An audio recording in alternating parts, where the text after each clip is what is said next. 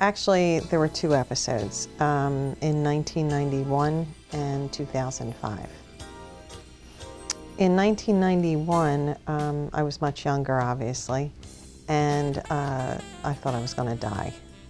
That was my initial reaction. My children were young, and there was a fear that I would have to leave them in a young age.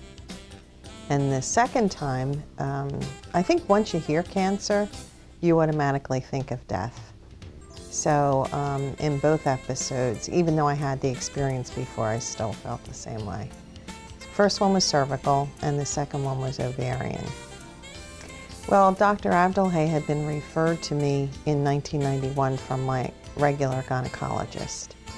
And as soon as I met him, I knew he was the one. He was very kind, very patient, and there were times when my husband and I were in with him for 2 hours, and he didn't care. He just took his time, and whatever you needed to hear, whatever questions you had, he was there to answer them.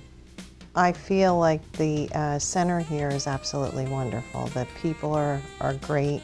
You know, I had chemo here during my regimen, and they're all very supportive.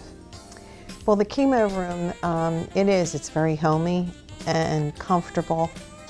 You know, if you need coffee, if you need a beverage, if you want to get something to eat, you have the deli right outside, and it promotes a nice feeling of comfort.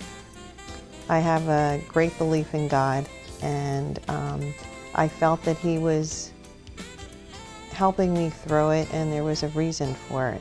And in fact, some people said to me, "Don't you ever feel, why did it happen to you?" And my response is, why wouldn't it happen to me? Everybody else has difficulties in their life, and this is just something that I have to get through. I pretty much do everything that I can in my life. I think one drawback from having cancer is every morning you wake up thinking, is it coming back? It's always over your shoulder. But on the other hand, I don't hold back from doing anything only because I don't know if this is my last day. And if it is, I want to have a heck of a good time. Well, knowing that the center is here for support is very gratifying, because you know that if it does come back, you have a great team of support. Knowing that this practice is here, I would refer anybody in the area if they have a need to come here.